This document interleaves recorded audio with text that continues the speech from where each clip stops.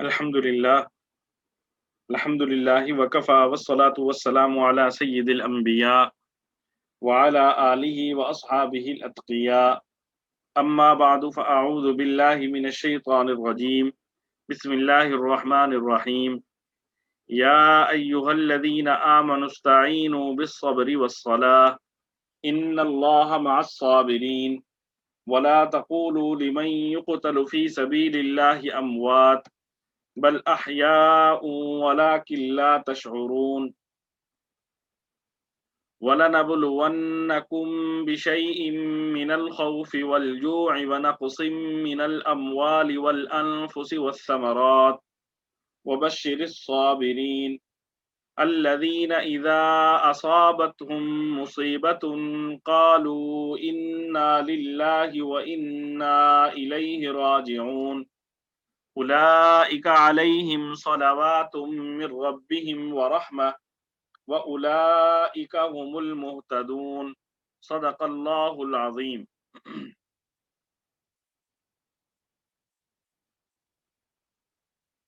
یا ایہا الذین آمنوا، اے ایمان والو، استعینوا، مدد حاصل کرو، بالصبری، صبر کے ذریعے، والصلاۃ، اور نماز کے ذریعے۔ یا ایہا الذین آمنوا استعینوا بالصبر والصلاۃ، اے ایمان والو، مدد حاصل کرو صبر اور نماز کے ذریعے۔ ان اللہ مع الصابرین، ان اللہ، بے شک اللہ تعالی، مع الصابرین، مع کا معنی ساتھ، الصابرین صبر کرنے والے، مع الصابرین صبر کرنے والوں کے ساتھ۔ ان اللہ مع الصابرین، بے شک اللہ صبر کرنے والوں کے ساتھ ہے۔ یا ایہا الذین آمنوا استعینوا بالصبر والصلاۃ ان اللہ مع الصابرین، اے ایمان والو، صبر اور نماز سے مدد حاصل کرو، بے شک اللہ صبر کرنے والوں کے ساتھ ہے۔ وَلَا تَقُولُوا لِمَن يُقْتَلُ فِي سَبِيلِ اللَّهِ أَمْوَاتٌ، وَلَا تَقُولُوا، اور تم نہ کہو، لِمَن يُقْتَلُ، جو قتل کر دیے گئے، جو شہید کر دیے گئے، فی سبیل اللہ، اللہ کے راستے میں، اموات، مردہ۔ ولا تقولوا لمن يقتل فی سبیل اللہ اموات،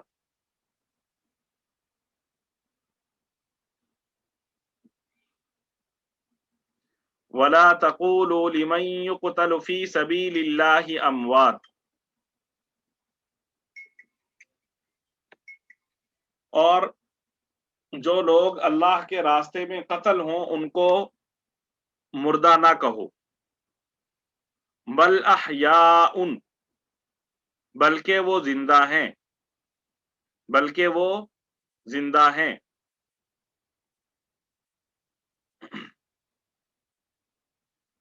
وَلَٰكِن لَا تَشْعُرُونَ، لیکن تمہیں شعور نہیں، لیکن تمہیں شعور نہیں۔ بل احیاء، بلکہ وہ زندہ ہیں، وَلَٰكِن لَا تَشْعُرُونَ، لیکن تمہیں شعور نہیں۔ وَلَا تَقُولُوا لِمَن يُقْتَلُ فِي سَبِيلِ اللَّهِ أَمْوَاتٌ بَلْ أَحْيَاءٌ وَلَٰكِن لَا تَشْعُرُونَ، اور جو لوگ اللہ کے راستے میں قتل ہوں ان کو مردہ نہ کہو، دراصل وہ زندہ ہیں مگر تم کو ان کی زندگی کا احساس نہیں ہوتا۔ وَلَنَبْلُوَنَّكُمْ بِشَيْءٍ مِّنَ الْخَوْفِ وَالْجُوعِ وَنَقْصٍ مِّنَ الْأَمْوَالِ وَالْأَنفُسِ وَالثَّمَرَاتِ۔ وَلَنَبْلُوَنَّكُمْ، اور ہم ضرور بالضرور تمہیں آزمائیں گے، بِشَيْءٍ کسی چیز کے ذریعے، وَلَنَبْلُوَنَّكُمْ، اور ہم ضرور بالضرور تمہیں آزمائیں گے، بِشَيْءٍ کسی چیز کے ذریعے، من الخوف، خوف میں سے، والجوع، اور بھوک کے ذریعے، ونقص من الاموال، اور مال کم کر کے، والانفس، اور جان کم کر کے، والثمرات، اور پھل کم کر کے۔ یعنی ان میں سے کسی چیز میں کمی کر کے اللہ تعالیٰ آزمائیں گے. وَلَنَبْلُوَنَّكُمْ بِشَيْءٍ مِّنَ الْخَوْفِ وَالْجُوعِ وَنَقْصٍ مِّنَ الْأَمْوَالِ وَالْأَنفُسِ وَالثَّمَرَاتِ، اور دیکھو ہم تمہیں آزمائیں گے ضرور، کبھی خوف سے اور کبھی بھوک سے، کبھی مال و جان اور پھلوں میں کمی کر کے. وَبَشِّرِ الصَّابِرِينَ، بشر خوشخبری دیجئے، الصابرین صبر کرنے والوں کو. وَبَشِّرِ الصَّابِرِينَ، اور جو لوگ ایسے حالات میں صبر سے کام لیں ان کو خوشخبری سنا دو.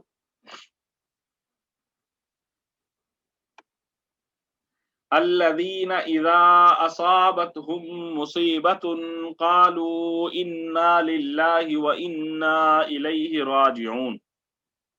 الذین وہ لوگ جو، اذا جب، اصابتہم ان کو پہنچتی ہے، مصیبت کوئی مصیبت، قالو کہتے ہیں، انا للہ ہم سب اللہ ہی کے ہیں، انا للہ ہم سب، للہ اللہ ہی کے ہیں، وانا اور ہم سب کو، الیہ اسی کی طرف، راجعون لوٹنا ہے، اور ہم سب اسی کی طرف لوٹنے والے ہیں. الذین اذا اصابتهم مصیبة قالوا انا للہ وانا الیہ راجعون. یہ وہ لوگ ہیں کہ جب ان کو کوئی مصیبت پہنچتی ہے تو یہ کہتے ہیں کہ ہم سب اللہ ہی کے ہیں اور ہم کو اللہ ہی کی طرف لوٹ کر جانا ہے. اولئک علیہم صلوات من ربہم ورحمہ، اولئک یہی ہیں، علیہم جن پر، صلوات خصوصی عنایت ہے، من ربہم ان کے رب کی، ورحمت اور رحمت ہے. اولئک علیہم صلوات من ربہم ورحمہ، یہی وہ لوگ ہیں جن پر ان کے پروردگار کی طرف سے خصوصی عنایتیں ہیں اور رحمت ہے. وَأُولَئِكَ هُمُ الْمُهْتَدُونَ، اور یہی وہ لوگ ہیں جو ہدایت پر ہیں. وَأُولَئِكَ هُمُ الْمُهْتَدُونَ، اور یہی لوگ ہیں جو ہدایت پر ہیں.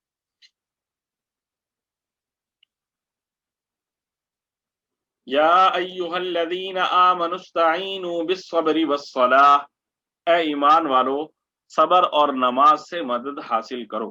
ان اللہ مع الصابرین، بے شک اللہ صبر کرنے والوں کے ساتھ ہے. ولا تقولوا لمن يقتل في سبيل الله اموات، اور جو لوگ اللہ کے راستے میں قتل ہوں ان کو مردہ نہ کہو.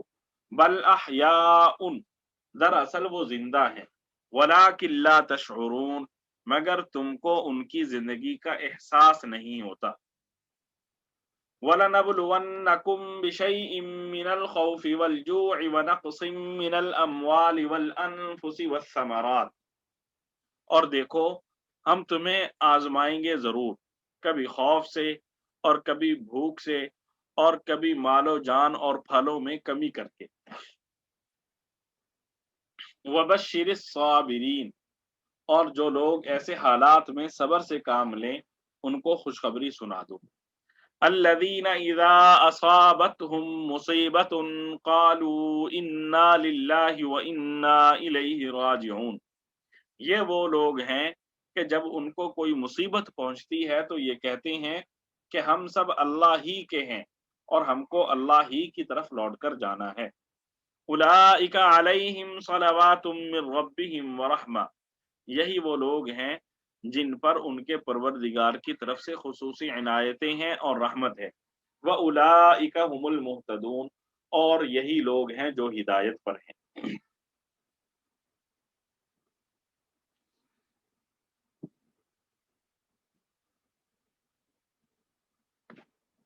جی دیکھیں یہاں پر، یا ایھا الذین آمنوا استعینوا بالصبر والصلاۃ، ہمیں یہ اسکرین پر نظر آ رہا ہے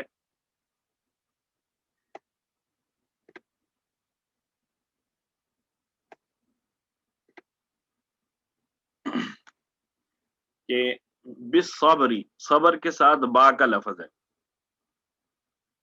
इसका माना है सबर के जरिए मदद हासिल करें, सबर के जरिए मदद हासिल करें। और इसी तरह आगे वस्सलाह का लफ्ज है, तो अस्सलाह को भी चूंकि सबर के साथ मिलाया गया है, तो इसका माना है सबर और नमाज के जरिए अल्लाह से मदद हासिल करें। मदद मांगनी है अल्लाह ताला से, मदद मांगनी है अल्लाह ताला से। और किसके जरिए मांगनी है? सबर के जरिए और नमाज के जरिए। हम जब नमाज पढ़ते हैं तो नमाज की हर रकात में हम कहते हैं इय्याका नअबुदु व इय्याका नस्तईन, कि हम आप ही की इबादत करते हैं और आप ही से मदद मांगते हैं। और इसी तरह दूसरी जगह पर आता है वल्लाहुल मुस्तआनु अला मा तसिफून, अल्लाह ही से मदद तलब की जा सकती है, अल्लाह ही से मदद तलब की जा सकती है। और इसी तरह जब हम वितर पढ़ते हैं तो वितर में भी ये हम दुआ करते हैं अल्लाहुम्मा इन्ना नस्तईनुका, ए अल्लाह हम आप ही से मदद मांगते हैं, व नस्तगफिरुका, और हम आप ही से मुआफी मांगते हैं। तो ये इन सारी चीजों से मालूम क्या होता है कि हमने अल्लाह से मदद मांगनी है, अल्लाह के अलावा किसी और से मदद नहीं मांगनी। बाज लोग इस आयत का तर्जुमा गलत करते हैं, कहते हैं या अय्युहल्लज़ीना आमनुस्तईनु बिस्सब्रि वस्सलाह, कि अल्लाह ताला कह रहे हैं ए लोगो सबर से मदद मांगो और नमाज से मदद मांगो, सबर से मदद मांगो और नमाज से मदद मांगो। तो ये तर्जुमा गलत कर रहे हैं। मैंने आपको बताया यहाँ पे सबर के साथ बा का लफ्ज है, इस बा का जो लफ्ज है इसका ताल्लुक है सबर के साथ भी और सलात के साथ भी। इसका माना है सबर के साथ दुआ मांगो, या सबर के साथ मदद मांगो, या नमाज के साथ दुआ मांगो। ठीक है जी, ये इसका लफ्जी तर्जुमा है। और इसका सलीस तर्जुमा और मतलबी तर्जुमा क्या बनेगा? सबर के जरिए दुआ मांगो, सबर के जरिए मदद मांगो, और नमाज के जरिए मदद मांगो। ठीक है जी, ये नहीं कहा जा रहा कि सबर से मदद मांगो या नमाज से मदद मांगो। वो अल्लाह के बंदे इससे आगे बढ़ते हैं, कहते हैं देखो सबर और नमाज जो है ना ये गैरुल्लाह है। अल्लाह कह रहा है सबर से मदद मांगो, नमाज से मदद मांगो, लिहाजा अल्लाह के गैर जितने लोग हैं उनसे भी मदद मांगी जा सकती है। तो असल मदद किससे मांगनी है? अल्लाह ताला से। अल्लाह ताला के अलावा किसी और से ऐसी मदद मांगना जैसी अल्लाह से मदद मांगी जाती है, ऐसी मदद मांगना जायज नहीं है। मदद सिर्फ और सिर्फ अल्लाह ताला से मांगी जाएगी कि जब आदमी ये सोचता है कि अल्लाह के अलावा कोई हमारी मदद नहीं कर सकता। इंसान है, ये जो मदद करते हैं, या और असबाब हैं, ये जो मदद करते हैं हमारी, तो ये भी अल्लाह के हुक्म से मदद करते हैं। अल्लाह इन इंसानों को तौफीक देता है तो ये हमारी मदद करते हैं। अल्लाह तौफीक सलब कर ले तो ये इंसान हमारे किसी काम के नहीं। और असबाब जितने हैं अल्लाह ने उन असबाब को हमारे लिए लगा दिया। अगर अल्लाह उन असबाब को हमारे ताबे ना करे तो फिर वो असबाब हमारे काम नहीं आ सकते। कितने लोग हैं कि वो दवाइयाँ भी खाते हैं, बेहतरीन से बेहतरीन डॉक्टर के पास जाते हैं, महंगे अस्पतालों में जाते हैं, महंगी दवाई है, इसके बावजूद उन्हें फ़ायदा नहीं होता। क्यों? अल्लाह ताला का हुक्म नहीं है। और जब अल्लाह का हुक्म होता है, तो बगैर दवाई के फ़ायदा हो जाता है। तो असल चीज़ है अल्लाह का हुक्म। आगे अल्लाह ताला ने फरमाया इन्नल्लाह मअस साबिरीन, अल्लाह सब्र करने वालों के साथ है। सब्र के मौक़े में से, सब्र के मौक़े बहुत ज़्यादा होते हैं, तो सब्र के मौक़े में से एक मौका है मौत। आगे अल्लाह ताला मौत का तज़किरा कर रहे हैं। मौत 2 तरह की होती है, बाज़ औक़ात तभी तौर पर मौत आ जाती है, और बाज़ औक़ात तभी मौत नहीं आती बल्कि कत्ल या एक्सीडेंट या इस किस्म का कोई हादसा हो जाता है।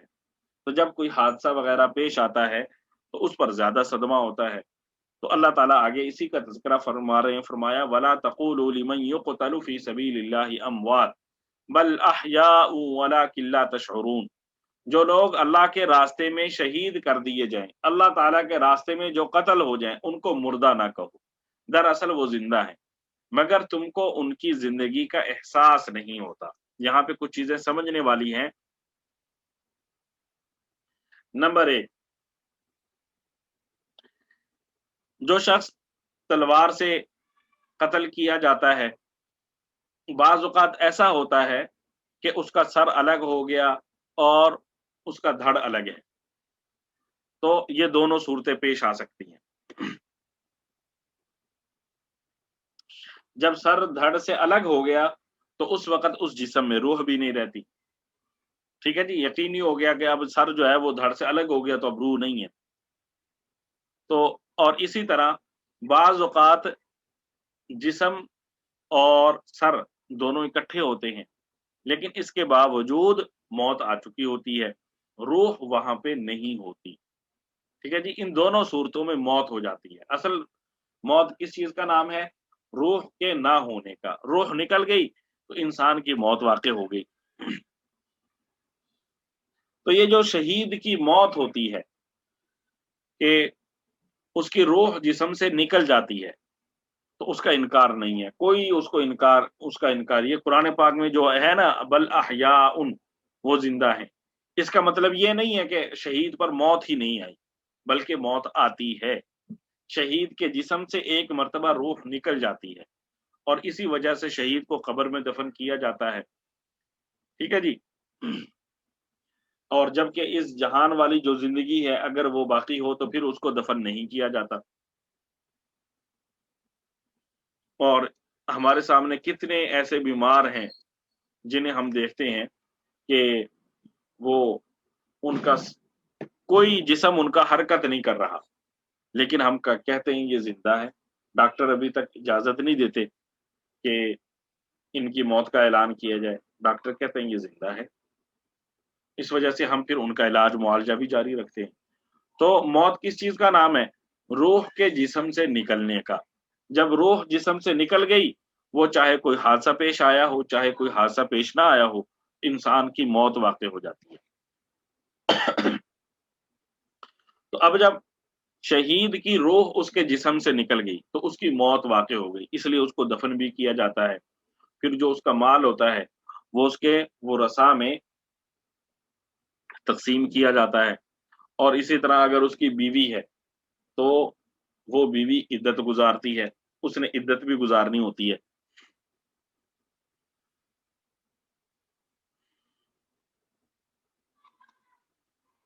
عدت گزارنے کے بعد وہ آگے نکاح کر سکتی ہے، اور اگر پھر عدت کیا ہوتی ہے؟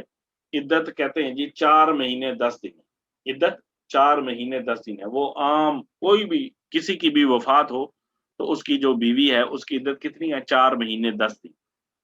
اور اگر ایسی خاتون جس کا شوہر فوت ہو گیا ہے وہ حمل کے ساتھ ہے، حاملہ ہے، تو حاملہ خاتون کی عدت وضع حمل ہے، حاملہ خاتون کی عدت وضع حمل ہے۔ اور اگر وہ حاملہ نہیں ہے تو پھر ایسی خاتون کی عدت 4 مہینے 10 دن ہے، 130 دن ٹوٹل یہ بنتے ہیں۔ پھر عدت کے احکام شریعت نے بیان کیے ہیں کہ عدت کے دوران عورت گھر سے نہیں نکل سکتی، اور اگر کوئی مجبوری ہو کہ اس کے کھانے پینے کا انتظام کرنے والا کوئی نہیں ہے تو پھر وہ صرف دن کو نکل سکتی ہے، رات کو نکلنا جائز نہیں ہے۔ اسی طرح کوئی علاج معالجہ ہے تو اس کی بھی گنجائش ہے، علاج معالجے کے لیے وہ دن کے وقت جا کے علاج کروا سکتی ہے۔ اس کے علاوہ اس کے لیے خاتون کے لیے معتدہ جو عدت گزار رہی ہے اس کے لیے نکلنا جائز نہیں ہے۔ تو اسی طرح یہ جو شہید کی بیوی ہوتی ہے اس کے بھی یہی سارے احکام ہوتے ہیں، اس کے علاوہ جو ہے نا الگ سے کوئی احکام اس کے نہیں ہوتے۔ بہرحال اللہ تعالیٰ یہاں پر فرما رہے ہیں کہ وَلَا تَقُولُوا لِمَن يُقْتَلُ فِي سَبِيلِ اللَّهِ أَمْوَاتٌ، جو لوگ اللہ تعالیٰ کے راستے میں شہید کر دیے گئے ان کو مردہ نہ کہو، بل احیاء، بلکہ وہ زندہ ہیں۔ تو اب تک جو بات میں نے سمجھائی وہ یہ ہے کہ جب کوئی شخص شہید ہو گیا تو ایک دفعہ اس کے جسم سے روح نکل گئی، اس پر موت طاری ہو گئی، ٹھیک ہے جی۔ اب یہ جو قرآن کہہ رہا ہے وہ زندہ ہیں، اس کا کیا مطلب ہے؟ تو اہل سنت والجماعت کا اس بات پر اتفاق ہے کہ جس وقت انسان کو قبر میں دفنایا جاتا ہے تو اللہ تعالیٰ اس کی روح کو اس کے جسم میں لٹا دیتے ہیں، اس کی روح کو اس کے جسم میں لٹایا جاتا ہے قبر میں دفنانے کے بعد۔ جب روح اس کے جسم میں آ گئی تو ظاہر ہے اب زندگی بھی آ گئی، وہ زندہ ہو گیا۔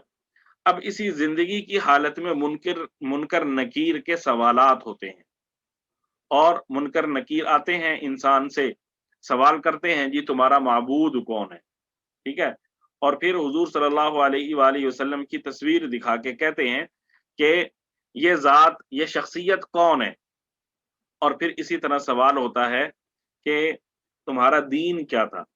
تو یہ جب روح واپس آ جاتی ہے تو اموات، مردے لوگ اسی روح کی واپسی کی کیفیت میں یہ جواب دیتے ہیں۔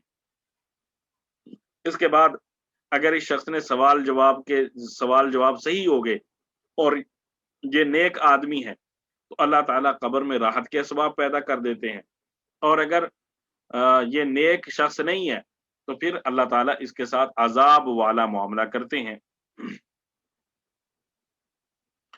اور اسی حالت میں اللہ تعالیٰ اس کو عذاب دیتے ہیں یا اللہ تعالیٰ اس کو نفع پہنچاتے ہیں۔ اس کو آپ یوں سمجھے دیکھیں کہ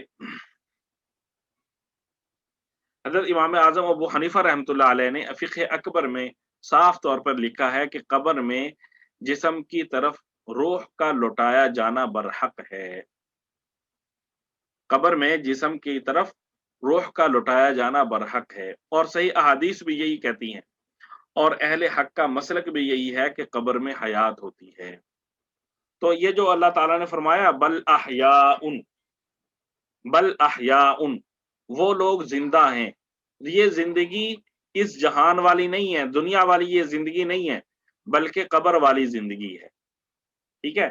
اس لیے اللہ تعالیٰ نے فرمایا وَلَا تَقُولُوا لِمَن يُقْتَلُ فِي سَبِيلِ اللَّهِ أَمْوَاتٌ، جو لوگ اللہ تعالیٰ کے راستے میں شہید کر دیے جائیں ان کو مردہ نہ کہو، بل احیاء، بلکہ وہ زندہ ہیں، وَلَٰكِن لَا تَشْعُرُونَ، لیکن تمہیں شعور نہیں ہے۔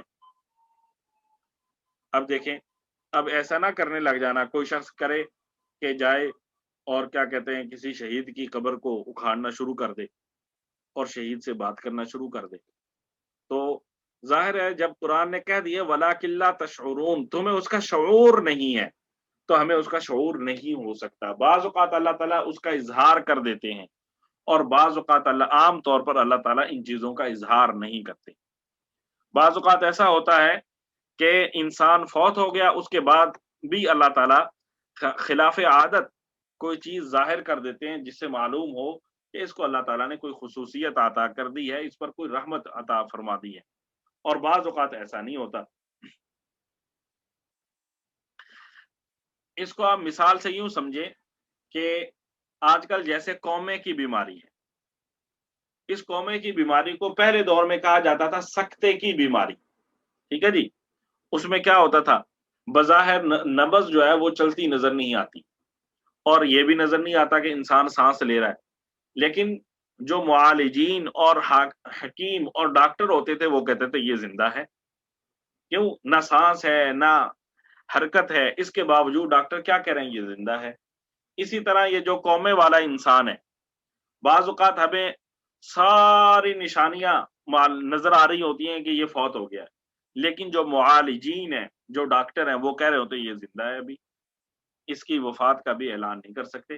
اسی طرح اللہ تعالیٰ کہتا ہے وَلَا تَقُولُوا لِمَن يُقْتَلُ فِي سَبِيلِ اللَّهِ أَمْوَاتٌ بَلْ أَحْيَاءٌ وَلَٰكِن لَا تَشْعُرُونَ، کہ ان شہداء کی جو حیات ہے اس کا تمہیں شعور نہیں ہے، اس کا تمہیں پتہ نہیں ہے، لیکن اللہ تعالیٰ نے انہیں زندگی عطا کی ہوئی ہے۔ اور پھر یہ جو شہید ہونے والا ہے تو اس کے ساتھ قتل کا یہ جو واقعہ پیش آیا، شہادت کا جو واقعہ پیش آیا، یہ پیش آیا اس جسم کے ساتھ، جو ہمارا جسم ہے اس کے ساتھ پیش آیا۔ اس کو آپ مثال سے یوں سمجھے جیسے ہم خواب دیکھ رہے ہوتے ہیں، اور خواب میں ہمیں بعض اوقات کوئی رشتہ دار مل جاتا ہے، کوئی عزیز ملتا ہے، ظاہر ہے اس کا جسم بھی ہوتا ہے، اس کے ہاتھ بھی ہوتے ہیں، اس کے پاؤں بھی ہوتے ہیں، اور وہ اس کے ساتھ ہم سے کلام کر رہا ہوتا ہے، بات چیت کر رہا ہوتا ہے، ہاتھ بھی ہلا رہا ہوتا ہے، اس کی زبان بھی چل رہی ہوتی ہے، ٹھیک ہے، لیکن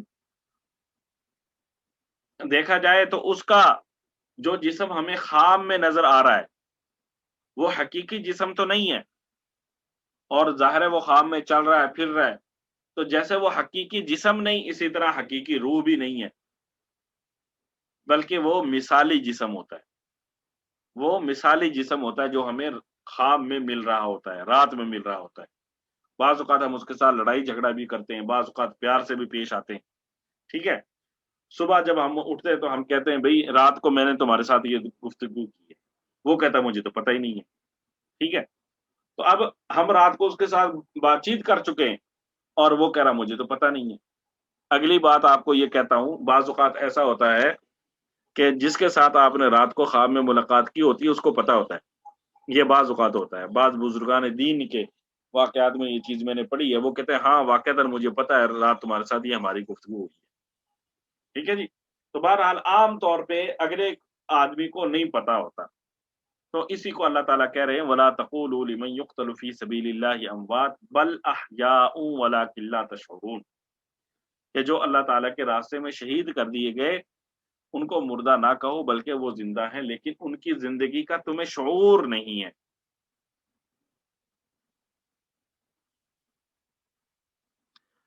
تو اب قبر میں جو عذاب اور سزا ہوتی ہے وہ مثالی جسم کو نہیں ہوتی، ٹھیک ہے جی، وہ اسی جو ہمارا جسم ہے جسد عنصری جو حقیقی جسم ہے اس کو ہوتی ہے، اس کے ساتھ سارے معاملات پیش آتے ہیں۔ ظاہر ہے جب یہ جسم کھانا کھا رہا ہے، روزے رکھ رہا ہے، ٹھیک ہے، نماز پڑھ رہا ہے، مشقت برداشت کر رہا ہے، جب اللہ معافی دے گناہ کر رہا ہے، مزے لے رہا ہے، تو جب یہ جسم ان ساری چیزوں کو کر رہا ہے تو عذاب اور ثواب بھی اسی جسم کو ہوگا، مثالی جسم کو نہیں ہوگا۔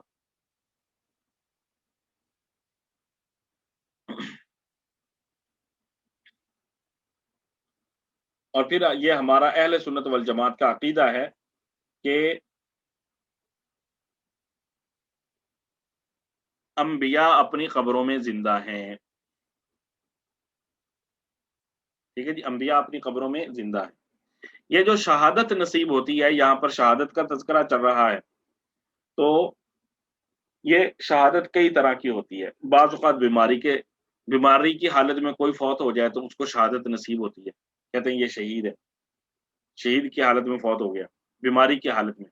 بعض اوقات سفر کی حالت میں کوئی فوت ہو گیا تو وہ بھی حکمی طور پر شہید ہوتا ہے، حقیقی شہید اور حکمی شہید۔ حقیقی شہید تو وہ ہے جو واقعتاً لڑتا ہوا اللہ کے راستے میں شہید کیا جائے، ظلمن جس کو شہید کیا گیا وہ حقیقی شہید ہے، اور حکمی شہید وہ ہے جو حقیقتاً تو لڑتا ہوا شہید نہیں ہوا، جس کو قتل نہیں کیا گیا، نارمل حالت میں وہ فوت ہوا، لیکن شریعت نے اس پر حکم لگایا شہادت کا، جیسے بیماری کی حالت میں کسی کو موت آ جائے یا سفر کی حالت میں کسی کو موت آ جائے، تو اب آپ کو نظر آ رہا ہوگا کہ حضور صلی اللہ علیہ وآلہ وسلم بیماری کی حالت میں فوت ہوئے۔ حضور صلی اللہ علیہ وآلہ وسلم کو ایک عورت نے زہر ڈال کر گوشت کھلایا، اب حضور صلی اللہ علیہ وآلہ وسلم کی وفات تک اس زہر کا اثر حضور صلی اللہ علیہ وسلم کو محسوس ہوتا رہا، تو اس لحاظ سے صحابہ حضور صلی اللہ علیہ وآلہ وسلم کے بارے میں کہتے ہیں کہ حضور صلی اللہ علیہ وآلہ وسلم شہید تھے، اور یہ بات پہلے گزر گئی، قرآن پاک کہہ رہا ہے وَلَا تَقُولُوا لِمَن يُقْتَلُ فِي سَبِيلِ اللَّهِ أَمْوَاتٌ بَلْ أَحْيَاءٌ وَلَٰكِن لَّا تَشْعُرُونَ، کہ یہ جو شہید ہیں ان کو خاص قسم کی زندگی حاصل ہوتی ہے، ان کو تم مردہ نہ کہو۔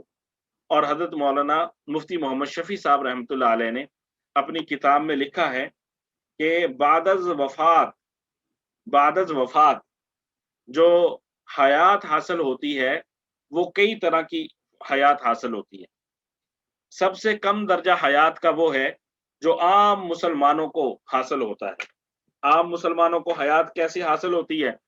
بعد از وفات کی بات کر رہا ہوں، جو عام مردے ہیں ان کے لیے، ان کے بارے میں انہیں کیسی حیات حاصل ہوتی ہے؟ شریعت ہمیں کہتی ہے جب تم کسی قبر پہ جاؤ نا تو تم کہو السلام علیکم ورحمۃ اللہ وبرکاتہ۔ دیکھو یہ سلام جو ہم کرتے ہیں یہ ہم زندہ لوگوں کو کرتے ہیں، اور ان لوگوں کو کرتے ہیں جن کے بارے میں ہمیں یہ پتا ہے کہ یہ ہمارے سوال کا جواب دیں گے۔ تو ظاہر ہے اللہ تعالیٰ نے جو اموات ہیں ان میں کسی قسم کا کوئی حس، کوئی شعور، کوئی روح، کچھ ایسا رکھا ہے جس کی بنا پر ہمیں حکم ہے کہ تم ان کو جا کر سلام کرو، السلام علیکم ورحمۃ اللہ وبرکاتہ۔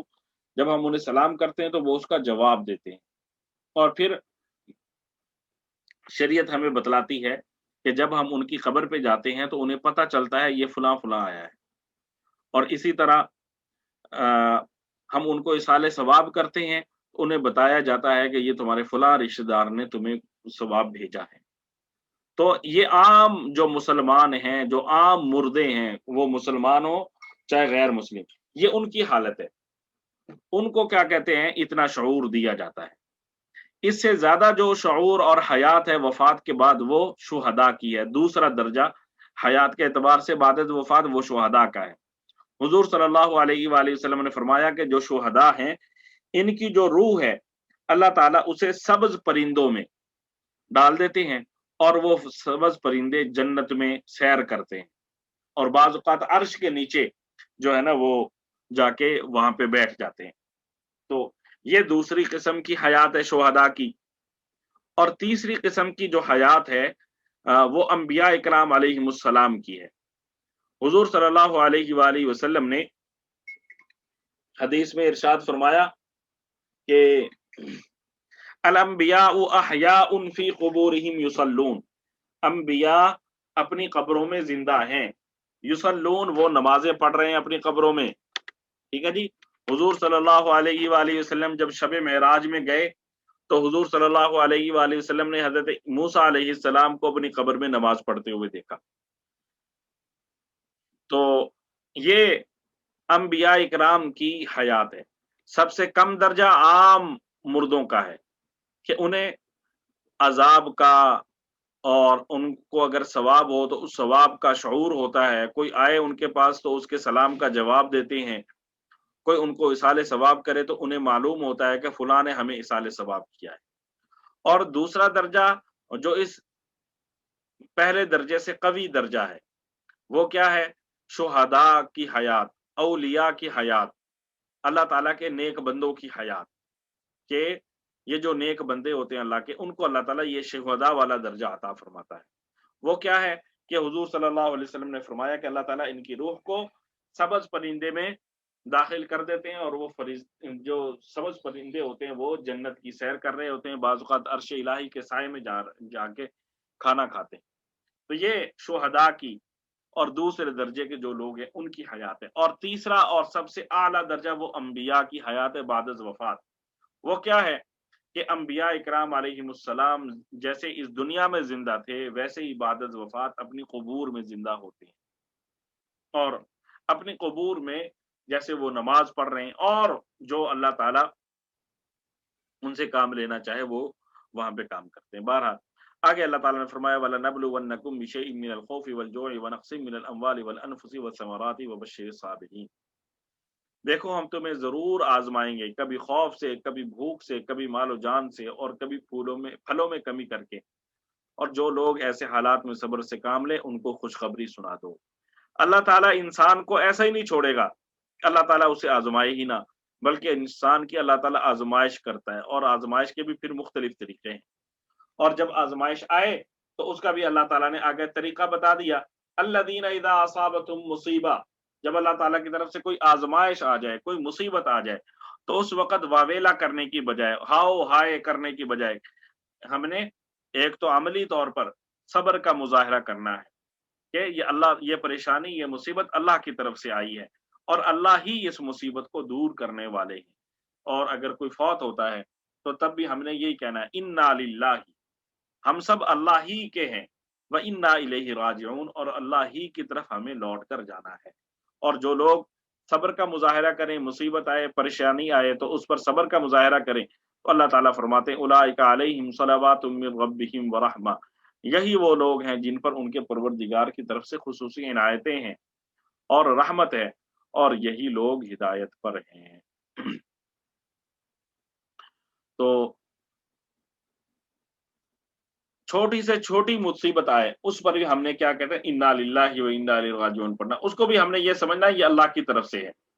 हजरत आयशा सिद्दीका रजी अल्लाह अन्हा फरमाती हैं कि उन्होंने मिट्टी का दिया जलाया हुआ था, ठीक है जी, तेज हवा आई जिससे वो बुझ गया, तो उस पर हुजूर सल्लल्लाहु अलैहि वसल्लम ने पढ़ा इन्ना लिल्लाहि व इन्ना इलैहि राजिऊन। तो हजरत आयशा सिद्दीका रजी अल्लाह अन्हा ने, तो ये उस वक्त उनके जहन में था कि ये तो तब पढ़ा जाता है जब कोई फौत होता है। तो हजरत आयशा ने कहा ये तो दिया बुझा है, मैं अभी इसको जला देती हूँ, आपने ये कलमा क्यों पढ़ा? हुजूर सल्लल्लाहु अलैहि वसल्लम ने उसका जवाब दिया, हर वो तकलीफ दे चीज जो मोमिन को पेश आए वहां पर ये पढ़ना चाहिए। ठीक है जी। तो छोटी से छोटी मुसीबत भी अगर हमें पेश आए तो उस पर हमने अल्लाह ताला से दुआ मांगनी है, और ये इन्ना लिल्लाहि व इन्ना इलैहि राजिऊन पढ़ना ये हुजूर सल्लल्लाहु अलैहि वसल्लम का तरीका है, हुजूर सल्लल्लाहु अलैहि वसल्लम की सुन्नत है। बहरहाल अल्लाह ताला हमारा यहाँ बैठना कबूल फरमाए, और अल्लाह ताला हमें इस्लामी तालीमात को अपनाने और उन पर अमल करने की तौफीक अता फरमाए। अगर कोई सवाल है तो आप हज़रात सवाल कर सकते हैं। सब्र की असल रूह यही है कि जो परेशानी, जो मुसीबत है, उसे अल्लाह की तरफ से समझा जाए और उसको बर्दाश्त किया जाए। जब अल्लाह की तरफ से समझेंगे, हकीकतन अल्लाह की तरफ से इंसान समझेगा, उस पर कोई शिकवा शिकायत भी नहीं होगी।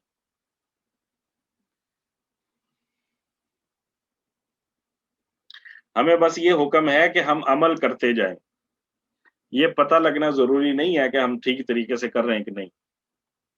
ये तो अल्लाह ताला ही बतलाएँगे कि अल्लाह ताला ने हमारी इस जो हमने इबादत की उसको कबूल किया, नहीं किया। कल एक जनाज़े पे मेरा जाना हुआ, तो वहाँ पे एक शख़्स जो बयान कर रहे थे, उन्होंने कहा कि देखें, अमाल तो हम वही कर रहे हैं जो हुज़ूर सल्लल्लाहु अलैहि वसल्लम करते थे। जैसे हम नमाज़ पढ़ रहे हैं, रोज़ा रख रहे हैं, लेकिन हमारा वो मेयार नहीं है। तो हकीकतन ऐसा ही है कि हमारे पास वो मेयार नहीं है, जो हुज़ूर सल्लल्लाहु अलैहि वसल्लम के का था, सहाबा का था, ताबिईन का था। अल्लाह वालों का जो मेयार है वो हमारा नहीं है। क्यों? हम नमाज़ भी पढ़ रहे होते हैं, साथ कारोबार में भी होते हैं, घर में भी, किचन में भी साथ चल रहे होते हैं, और पूरी फैमिली में पता नहीं क्या-क्या काम कर रहे होते हैं नमाज़ पढ़ते हुए। तो हमारा अमाल का वो मेयार नहीं है।